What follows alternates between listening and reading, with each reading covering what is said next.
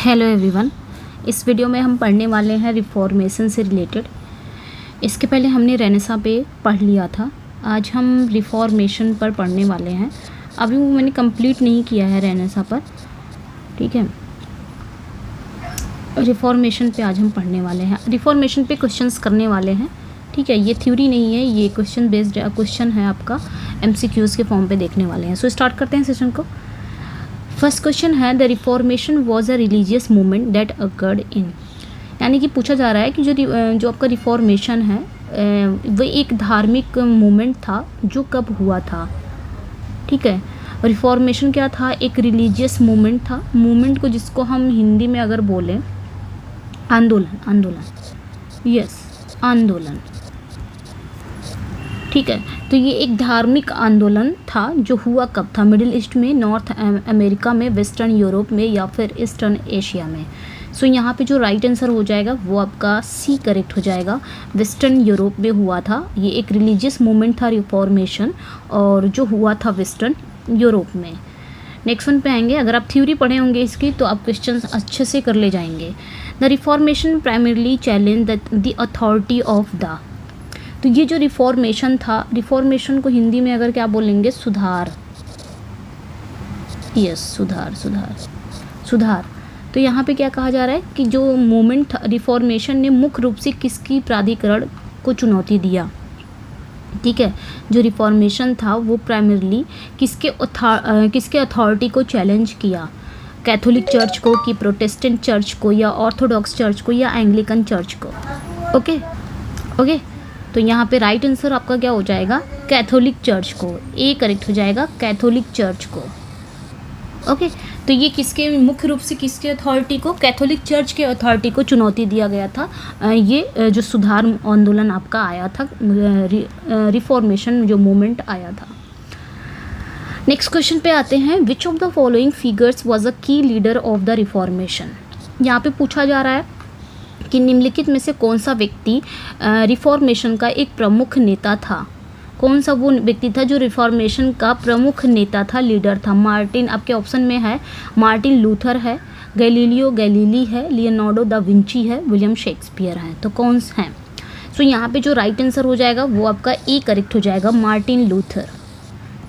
4 option पढ़ लूँगी ताकि आप इसी बीच अपना आंसर कर सके, तो मुझे 4 ऑप्शन पढ़ना पड़ेगा। नेक्स्ट वन है the reformation begin in, reformation कब शुरू हुआ था? जो रिफॉर्मेशन था, यानी कि जो रिफॉर्मेशन था, जो सुधार था, वो कब शुरू हुआ था?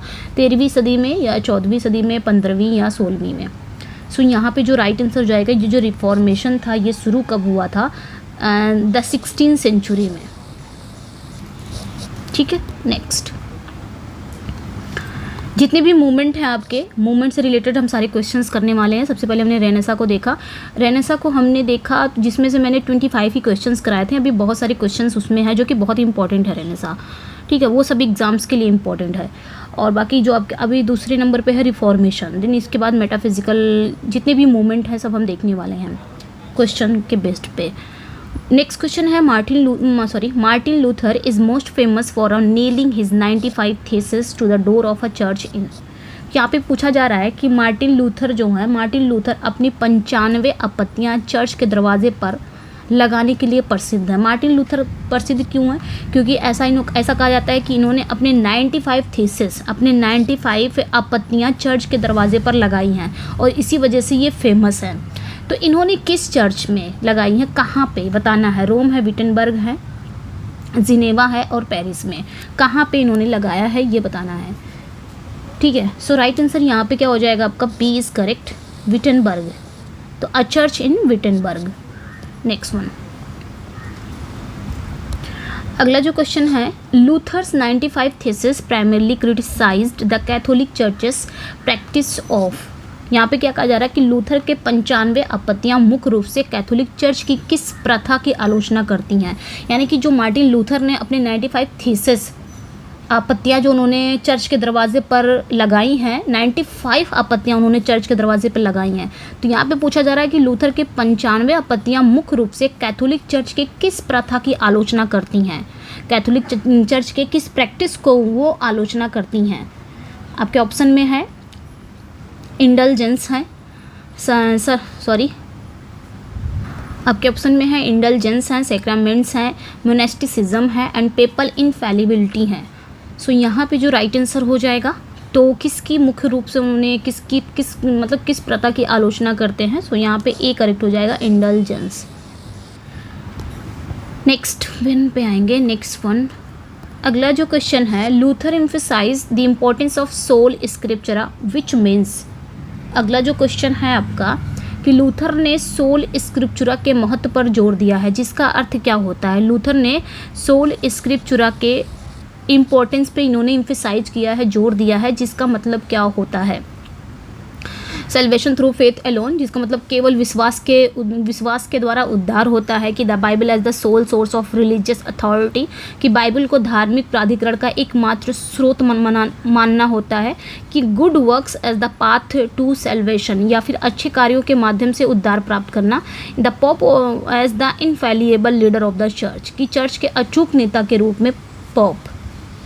इनफैलिएबल मतलब जिससे कोई गलती ना हो, आई थिंक मुझे जहाँ तक लगता है। इनफैलिएबल मतलब जिससे कोई चूक ना हो, जिससे कभी कोई गलती ना हो, उसे इनफैलिएबल लीडर। सो यहाँ पे जो राइट आंसर हो जाएगा वो आपका the Bible as the sole source of religious authority, आपका बेस करेक्ट हो जाएगा। ठीक है, तो लूथर ने जो सोल स्क्रिप्चुरा के महत्व पर जोर दिया है, जिसका मतलब क्या होता है, बाइबल को धार्मिक प्राधिकरण का एकमात्र स्रोत मानना। ठीक है, नेक्स्ट क्वेश्चन पे आएंगे। Luther rejected the Catholic doctrine of, तो Luther rejected the Catholic doctrine of transubstantiation. ठीक है, तो ट्रांसब्स्टैंशिएशन विच स्टेट दैट, तो यहाँ पे पूछा जा रहा है कि लूथर ने कैथोलिक चर्च के ट्रांसब्स्टैंशिएशन सिद्धांत को अस्वीकार किया, जिसमें कहा गया है कि, तो ये जो ट्रांसब्स्टैंशिएशन है मतलब होता है तत्व परिवर्तन, ये भी परिवर्तन से रिलेटेड ही होता है। तो यहाँ पे पूछा जा रहा है कि लूथर ने कैथोलिक चर्च के ट्रांसब्स्टैंशिएशन सिद्धांत को रिजेक्ट कर दिया था, जिसमें कहा गया है कि, क्या कहा गया है। सो यहाँ पे जो राइट आंसर हो जाएगा, हम राइट आंसर पे आएंगे, ए करेक्ट हो जाएगा। The bread and wine in the Eucharist become the literal body and blood of Christ. तो यहाँ पे कहा जा रहा है कि यूकेरिस्ट में रोटी और शराब मसीह का वास्तविक शरीर और रक्त बन जाते हैं। ठीक है, तो ये चीज़ें उसमें बताया गया था, जिसमें कहा गया था ट्रांसब्स्टैंशिएशन जो सिद्धांत था, इसमें कहा गया था। और इस चीज़ को लूथर ने क्या कर दिया था, रिजेक्ट कर दिया था। नेक्स्ट क्वेश्चन है, अनदर की figure of reformation who established a reformation church in Switzerland was. अगला क्वेश्चन है कि एक और प्रमुख सुधारक थे, एक और रिफॉर्मेशन के की फिगर थे, जिसने स्विट्जरलैंड में एक सुधारित चर्च की स्थापना की थी। तो किसने किया था ये बताना है।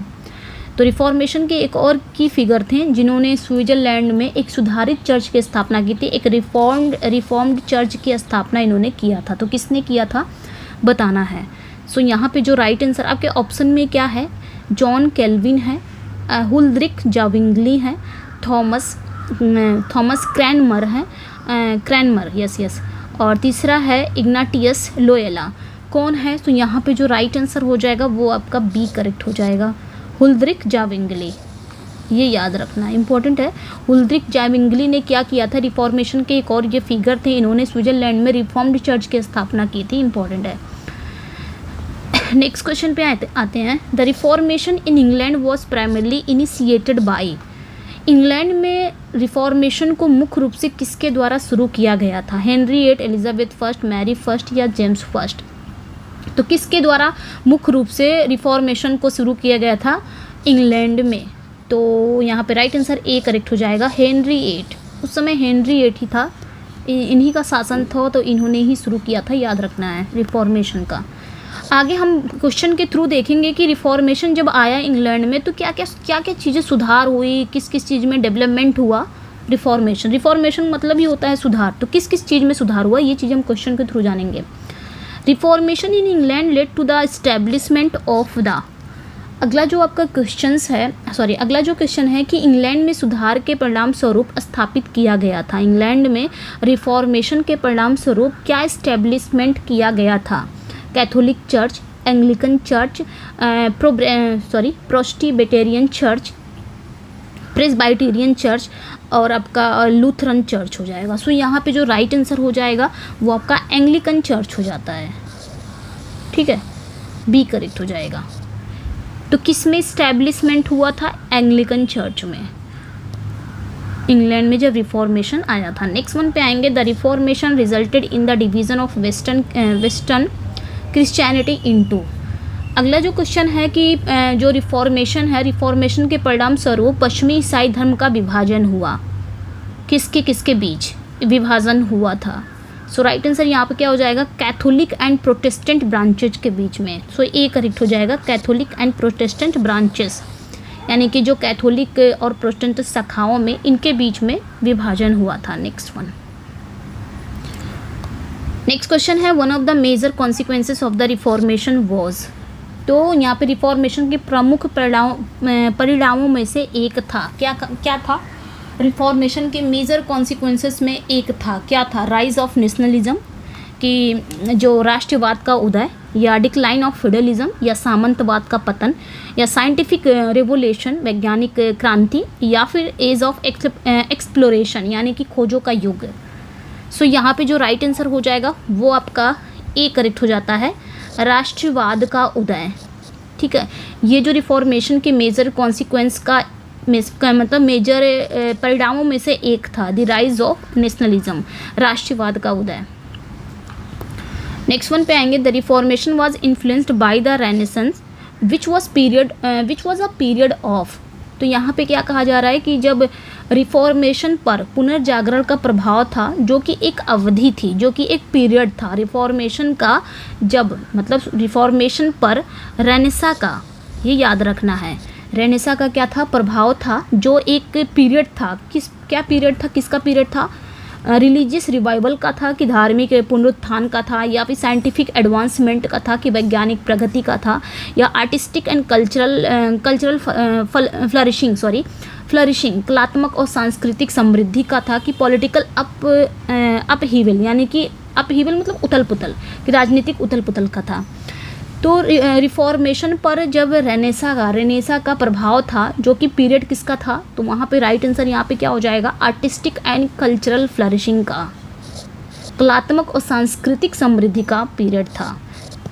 ठीक है, उस समय रिफॉर्मेशन पर रेनेसा का प्रभाव था।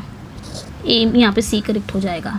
ठीक है, और यहाँ पे अगर मैं बात करूँ रेनेसेंस, इसको पढ़ा जाएगा रेनेसेंस ही, हाँ हिंदी में इसको रेनेसा हम पढ़ते हैं, बट यहाँ पे रेनेसेंस, इंग्लिश में हम रेनेसेंस पढ़ेंगे, तो मैं रेनेसेंस ही बोलते जा रही थी।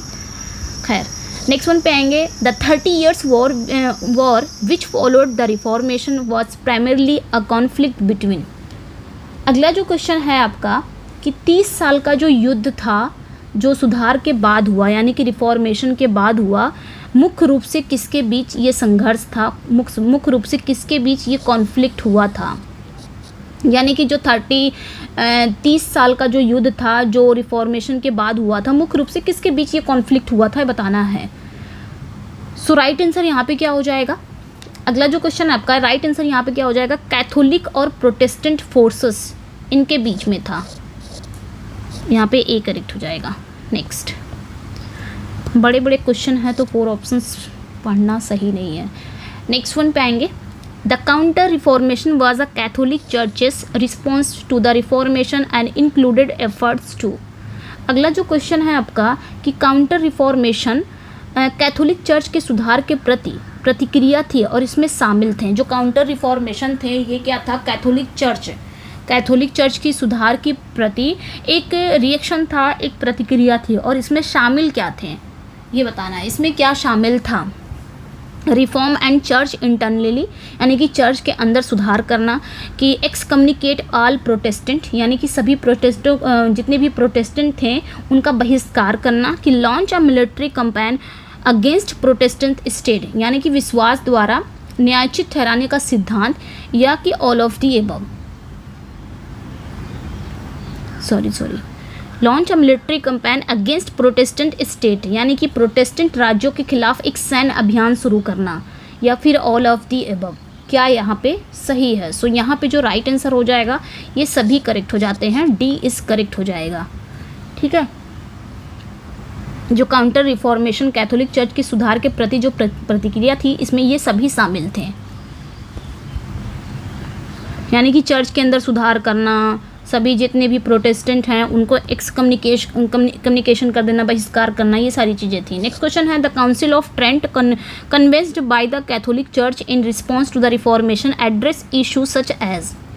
अगला जो क्वेश्चन है कि जो ट्रेंट का जो काउंसिल था, यानी कि ट्रेंट की काउंसिल मतलब परिषद, यानी कि ट्रेंट की परिषद जिसे सुधार के प्रति कैथोलिक चर्च द्वारा बुलाई गई थी, उसने मुद्दों पर विचार किया।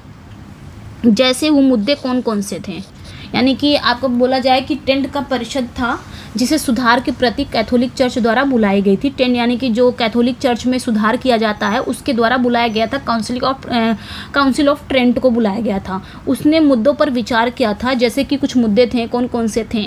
द अथॉरिटी ऑफ पोप को पोप का अधिकार, the role of tradition in the church यानी कि चर्च में परंपरा की भूमिका, the doctrine of justification by faith विश्वास द्वारा न्यायोचित ठहराने का सिद्धांत। तो यहाँ पे कौन सा आपका सही है, तो यहाँ ये सभी इसमें थे, ठीक है। जो जो उसने मुद्दे पर विचार किया था वो सारे मुद्दे यही थे। नेक्स्ट क्वेश्चन है, the reformation had a significant impact on. अगला जो क्वेश्चन है कि जो रिफॉर्मेशन का महत्वपूर्ण प्रभाव पड़ा, सबसे ज़्यादा रिफॉर्मेशन का प्रभाव किस पे पड़ा ये बताना है। कहाँ पर पड़ा सबसे ज़्यादा, एजुकेशन पे पड़ा कि पॉलिटिक्स पे पड़ा कि सोसाइटी पे पड़ा कि सभी पे पड़ा, इन सभी पे पड़ा, ये बताना है। सो यहाँ पे जो राइट आंसर हो जाएगा वो आपका डी करेक्ट हो जाएगा, ऑल ऑफ दी एबव। तो रिफॉर्मेशन सभी में हुआ ना, सुधार जो हुआ, सुधार का जो इम्पैक्ट था वो एजुकेशन पे भी पड़ा, शिक्षा पर, राजनीति पर, समाज पर, तो उपरोक्त सभी पर पड़ा। नेक्स्ट क्वेश्चन है, the reformation contributed to the development of, यानी कि रिफॉर्मेशन ने किसके विकास में योगदान दिया, रिफॉर्मेशन ने किसके डेवलपमेंट में कंट्रीब्यूट किया था, योगदान दिया। नेशनलिज्म राष्ट्रवाद में, डेमोक्रेसी लोकतंत्र में, कि कैपिटलिज्म या पूंजीवाद में, या फिर सभी में। सो यहाँ पे जो राइट आंसर हो जाएगा सभी में, ठीक है। नेक्स्ट क्वेश्चन है, the reformation's emphasis on literacy and education led to. अगला जो क्वेश्चन है आपका, यानी कि जो रिफॉर्मेशन का साक्षरता और शिक्षा पर जोर देने से ये हुआ। रिफॉर्मेशन ने सबसे ज़्यादा किस पे एम्फेसिस किया, लिटरेसी पर, यानी कि साक्षरता पर, और फिर शिक्षा पर उन्होंने जोर दिया। रिफॉर्मेशन जो सुधार आंदोलन आया था वो सबसे ज़्यादा जोर किस पे दिया, लिटरेसी पे, साक्षरता पे और शिक्षा पे। इन दोनों पे जोर देने से क्या हुआ था, अगर इन दोनों पे रिफॉर्मेशन ने जोर दिया था तो हुआ क्या था ये बताना है। तो हुआ ये था, द स्प्रेड ऑफ नॉलेज, ज्ञान का प्रसार हुआ था, कि द ग्रोथ ऑफ यूनिवर्सिटीज़, की विश्वविद्यालयों का विकास हुआ था, the development of new languages, की नई भाषाओं का विकास हुआ था, कि इन सभी का हुआ था बताना है। तो यहाँ पे आपका डी करेक्ट हो जाएगा, डी करेक्ट हो जाएगा, क्योंकि जब रिफॉर्मेशन ने सबसे ज़्यादा जोर लिटरेसी और एजुकेशन पे दिया, तो जब उस पे जोर दिया तो ये चीज़ें आई सामने, इन चीज़ों में सुधार हुआ, नॉलेज को फैलाने में, प्रचार करने में, यूनिवर्सिटी के ग्रोथ में, नई भाषाओं को विकास में, ये सारी चीज़ों में रिफॉर्मेशन ने इतनी सारी चीज़ों को किया। नेक्स्ट क्वेश्चन है, Martin Luther's doctrine of justification by faith emphasise the importance of. तो मार्टिन लूथर के न्याय केवल विश्वास द्वारा सिद्धांत ने किस बात पर जोर दिया, ठीक है। तो ये याद रखना है, ये जो doctrine of justification by faith, ये इनका सिद्धांत था, किसका, मार्टिन लूथर का। Doctrine of justification by faith, न्याय केवल विश्वास द्वारा, ये इनका एक सिद्धांत था। इस सिद्धांत ने किस बात पर जोर दिया, किस बात के इम्पोर्टेंस पे जोर दिया, गुड वर्क्स, की सैक्रामेंट्स, की pope's authority, trust in God's grace. तो मुझे लगता है यहाँ पे जो राइट आंसर हो जाएगा वो आपका करेक्ट हो जाएगा, trust in God's grace, D correct हो जाएगा। इस बात पे जोर दिया कि मतलब वे भगवान की कृपा पर विश्वास, इनका जो doctrine of justification by faith था, ये जो सिद्धांत इनका था। नेक्स्ट वन पे है, अगला जो क्वेश्चन है, John Calvin's concept of predestination argue that. तो जॉन कैल्विन की जो प्रीडेस्टिनेशन की अवधारणा का तात्पर्य क्या है, जॉन कैल्विन का जो प्रीडेस्टिनेशन था, यानी कि पूरी नियति की अवधारणा का क्या तात्पर्य है, God has already determine who will saved and who will be damn, कि everyone has the free will to choose salvation, कि salvation is achieve through God good works, कि the pope is the infallible leader of the church. So यहाँ पे जो right answer हो जाएगा वो आपका क्या हो जाएगा, यानी कि इसको हिंदी में समझते हैं कि भगवान ने मतलब जॉन कैल्विन का जो कॉन्सेप्ट था प्रीडेस्टिनेशन, यानी कि सब कुछ पहले से ही है, इनका ये था कि पहले से ही पूर्व नियति है, सब कुछ पहले से ही लिखा गया है। जॉन कैल्विन का ये कॉन्सेप्ट था। तो इस कॉन्सेप्ट का क्या तात्पर्य था? तात्पर्य ये था कि ईश्वर ने, भगवान ने पहले ही तय कर दिया है कि कौन बचाया जाएगा, कौन दंडित किया जाएगा, या फिर एवरीवन हैज़, या कि हर किसी के पास उद्धार चुनने की स्वतंत्र इच्छा है, या फिर उद्धार अच्छे कार्यों के माध्यम से प्राप्त होता है, या फिर पोप चर्च के अचूक नेता हैं। ये जॉन कैल्विन के कॉन्सेप्ट प्रीडेस्टिनेशन का जो कॉन्सेप्ट है, इसका ये क्या तात्पर्य है? सो यहाँ पे ये करेक्ट हो जाएगा। प्रीडेस्टिनेशन यानी कि पहले से पूर्व नियति है, हर चीज़ें पहले से बताई गई है कि पहले से सारी चीज़ें होनी है, ये चीज़ें होंगी, आज हम पढ़ा रहे हैं ये चीज़ें पहले से लिखी है, आज हम तैयारी कर रहे हैं तो ये चीज़ें पहले से लिखी है कि हम एक दिन आएगा कि हम तैयारी करेंगे, एक दिन हम आएगा कि हम पढ़ाएंगे, एक दिन हम पढ़ेंगे, या फिर हम TGT में सिलेक्टेड होंगे, ये चीज़ें पहले से पूरी नियति है, ऐसा प्रीडेस्टिनेशन है। तो इनका कहना था कि ईश्वर ने पहले से ही तय कर दिया है कि कौन बचाया जाएगा, कौन दंडित किया जाएगा। सो यहाँ पे ये करेक्ट हो जाएगा। नेक्स्ट वन पे आएंगे। अगला जो क्वेश्चन है आपका, the Anabaptist were a radical group of Protestant who believed in. तो एनाबैप्टिस्ट जो हैं प्रोटेस्टेंट का एक कट्टरपंथी समूह था जो मानता था। तो ये याद रखना है, एनाबैप्टिस्ट ये प्रोटेस्टेंट का एक रेडिकल ग्रुप था, एक कट्टरपंथी ग्रुप था जो किस चीज़ को मानता था? इन्फेंट बैप्टिज्म को, कि शिशु बैप्टिज्म को, कि अडल्ट बैप्टिज्म, या फिर separation of church and state, कि चर्च और राज्य का अलगाव, या सभी को? किस चीज़ को ये एनाबैप्टिस्ट लोग मानते थे जो एक रेडिकल ग्रुप था प्रोटेस्टेंट का? तो यहाँ पे आपका डी करेक्ट हो जाएगा, ऑल ऑफ दी, ये सभी को मानते थे। ठीक है, next one. The English reformation was primarily motivated by. अगला जो क्वेश्चन है कि अंग्रेजी रिफॉर्मेशन मुख्य रूप से किसके द्वारा प्रेरित था? किसके द्वारा प्रेरित था? रिलीजियस बिलीफ्स के द्वारा, कि धार्मिक विश्वास के द्वारा, कि पॉलिटिकल रीजन्स या राजनीतिक कारण, कि इकोनॉमिक फैक्टर्स, कि आर्थिक कारक, कि a combination of all the above, कि उपरोक्त सभी का संयोजन था।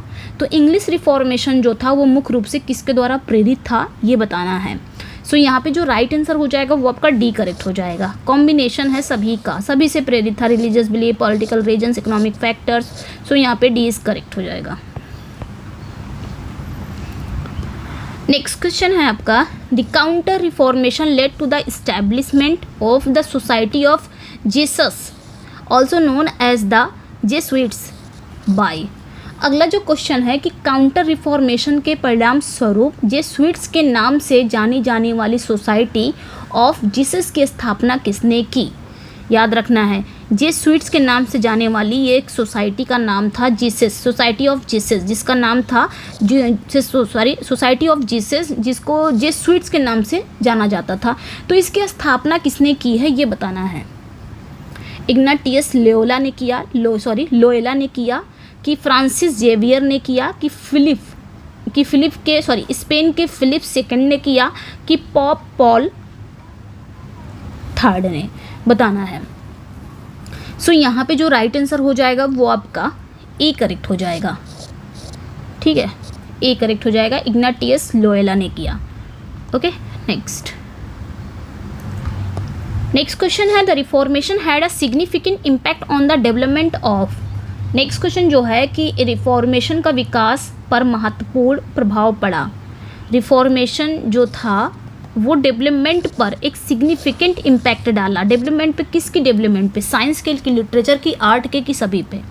आखिर रिफॉर्मेशन ने किसके डेवलपमेंट पे सबसे ज़्यादा इम्पैक्ट पड़ा था?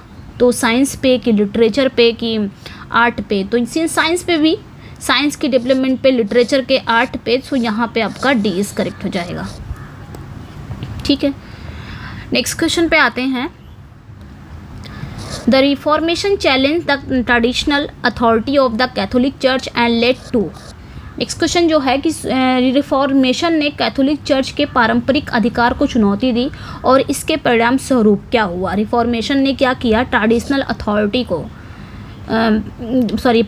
पारंपरिक अधिकार को, ट्रेडिशनल अथॉरिटी को चुनौती दी और इसके परिणाम स्वरूप क्या हुआ था।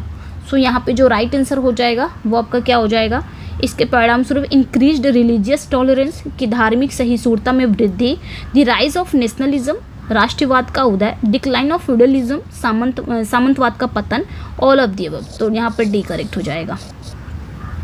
ओके, एंड नेक्स्ट वन पे आएंगे, the reformation's emphasis on literacy and education contributed to.